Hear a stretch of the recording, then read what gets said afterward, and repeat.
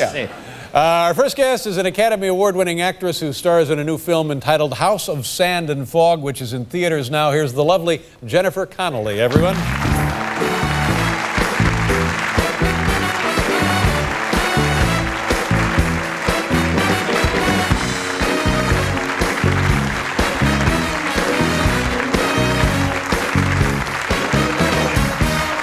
Welcome back to the show. Thank you very much. Congratulations to you. I think since we last saw you, many wonderful things have happened to you. You won an Academy Award. Good for you. Yes, thank you very much. Thank you. Are you tired of talking about it? No. What is it like? Because you're sitting there and they come right up to the edge where they have to make a decision. They have to announce, is it going to be me? Is it not going to be me? And then it is you. It's, I think I noticed all the wrong things sort of immediately. I noticed that there was no podium there, which I had been anticipating, so I couldn't figure out what to do with my hands or my body. And then I saw this big thing that was flashing saying 45 seconds, and I just panicked, completely panicked. Have you looked at it since? Have you watched the videotape of it? Lord, no. Why torture myself? And did you remember what you said? You must have said mostly the right things. I can't imagine it going too far wrong. Well, really? I did that. You know, it's do you use the paper? Do you not use the paper? What's pretentious? What's obnoxious? I had a piece of paper. Which I read from. So that's fine. Oh heck, I don't know. Yeah. I mean, it was a wonderful, glorious thing, and I was completely stupefied by how to be. Well, congratulations for receiving your award. Thank you. Now, what do you do with it? Do you keep it in the house? Is it around somewhere? My son Kai introduced it to his Action Man when it first came home, and now it's not having so many play dates anymore. Kai's over that, so it's on a shelf. Now Kai is the older of your two children. My older son, yes, and I have about 6 years old. Yes. And then you have a brand new baby, like a 5-month-old. Yes, yeah. He just yesterday he was 5 months old. Congratulations! Thank you, and congratulations to you very much. And what's that said? Like you got a 6-year-old and a 5-month-old. Do they get along all right? I mean, does the one know the other? Yeah. Probably the one knows the little one, and the little one doesn't. Yeah, it's just banter all day long, between the two of them. Can't shut them up. Can't shut them up. No. Well, I mean, I'm a bit more relaxed with second time around. Right. I feel a bit more confident that I can keep him alive. Yeah. Though Stellan was sick the other day, and I found myself shouting at my husband, "I need you to stay calm," So I do regress every once in a while. Now, does the doctor get tired of making phone calls? That's what I worry about in my case, because I'm always calling the doctor. And I don't know when I've overstepped, the relationship. Yeah, it's hard to know. I mean, I do have a stack of child care. I mean, like a really neurotic person, a stack this big of child health care books by the bed. So I kind of cross-reference all of them before calling. Right. But see, I have none of those books, and so I'm just. I've always got like that. And the thing that I don't understand is what's a symptom, what's a legitimate symptom, and what's just something funny. Yeah. And I don't want to call the doctor if it's just something amusing, Yeah. You can call me, Dave, if you want to. How did you do? What did you do for New Year's? Oh, it was atrocious. It was truly horrendous. Really? I have to say. Yeah. It was. We had a nice Christmas break. Luck started to turn when on a chairlift. I'm fumbling for the map of the ski trails in my pocket, and something falls out, and this dread crosses me. And behind me, Paul, sitting next to this sort of cowboy with a snowboard, and says, "Honey, I think you dropped something." And I go, "Yeah, it was my credit card."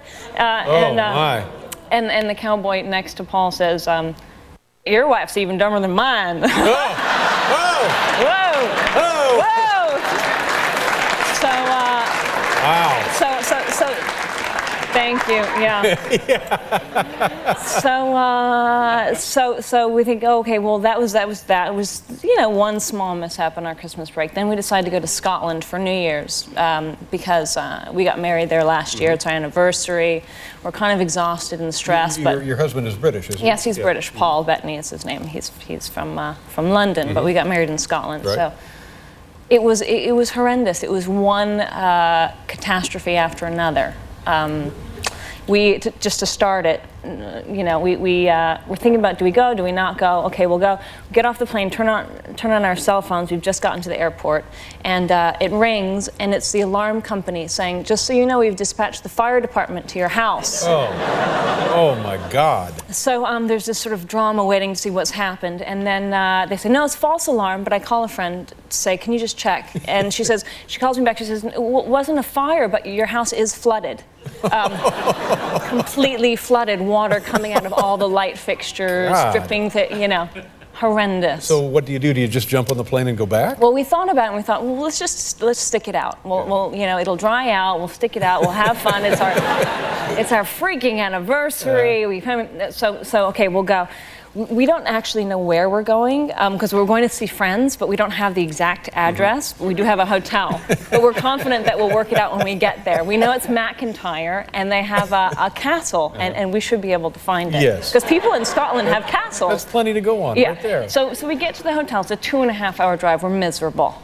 We get to the hotel. The guy, the concierge, says, we have to apologize. It's the only room that was left. It's a bit small. They say, okay. So we get up to the room. A bit small doesn't begin. First of all, it's like an old age home. No heat, and the bed is this big, and there's this much room around the edge of the bed, and the bathroom's down the hall, and it's bubblegum pink. That really depressing pink, like Pepto-Bismol pink. Yeah, sure. And so, and we thought there'd be a message as to where we're supposed to go, and there's none. So now we don't even, it's raining, it's this tiny room, we're depressed, we don't even know why we're here. The house is flooded. Yeah.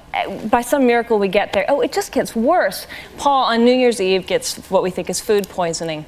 All New Year's Eve is very sexy and romantic. He's being ill all night. I mean, he's wearing my yoga tights because he didn't bring any comfortable clothes. He's 6'4". He's got the pants up to here. He's like, honey, I'm sorry. This isn't very romantic. Oh, it was dreadful. Yeah. The whole thing. And did it ever clear up, or did you just call it off and come home? Oh, well, we decided to call it off and come home, and so we got up at 6 in the morning to drive back to the airport in Glasgow, and we get in the car, we thought, well, finally we've done something right, and we had a flat tire. I swear, I'm not making it up. We had a flat tire. That's ugly, and if the place is still flooded, there's some brand new apartments just down the street. They're ready to go.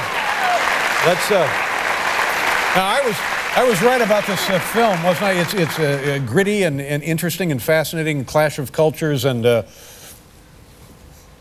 like that. Yeah, but I mean, and when I said it has kind of a sad ending, should I have not said that? No, I mean, it's a sort of old school tragedy in a way. I mean, it's sort of, my character starts in a state of depression, and things only get worse, much like my holiday.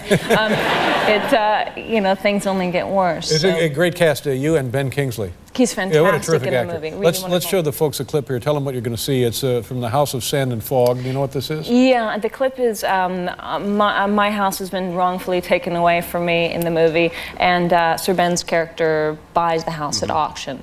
And I'm coming to confront him and try and work things out with him because it's not working out through lawyers to get it back. Take a look here. Why should they be penalized for their incompetence? Tell me that. You should sue them for enough money to buy 10 homes. I will even sell you this house for the right price. That is all I require. I do not know where he left his hammers. There's nothing more to say of it. Come with me.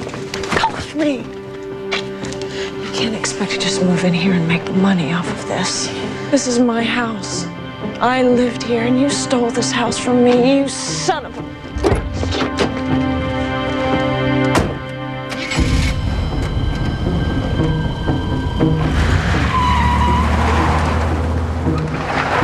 A stolen house! He's trying to sell you a stolen house! There's no Everyone's guilty and everyone's innocent. And it's playing now. Yes. And you fainted. Oh yes, and I forgot that I had fainted too in the supermarket in Scotland because all the food had lamb in it, and I'm vegetarian, and so I went to the supermarket to try and get something, and woke up to this woman with impossibly large teeth, like beaver teeth that had been glued to the front of hers, saying, with a candy bar saying, "Have a Mars bar." And that did the trick. Yeah, that did well, the trick. I hope this turns out to be a better year for you. Thank you. Thank you very much. Nice to see you. Jennifer Connelly, everybody. We'll be right back with Christopher Paul. Marlene, everybody.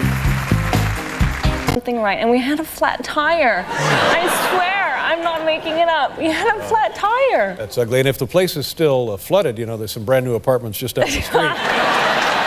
They're ready to go. Let's. Now I was right about this film, wasn't I? It's gritty and interesting and fascinating.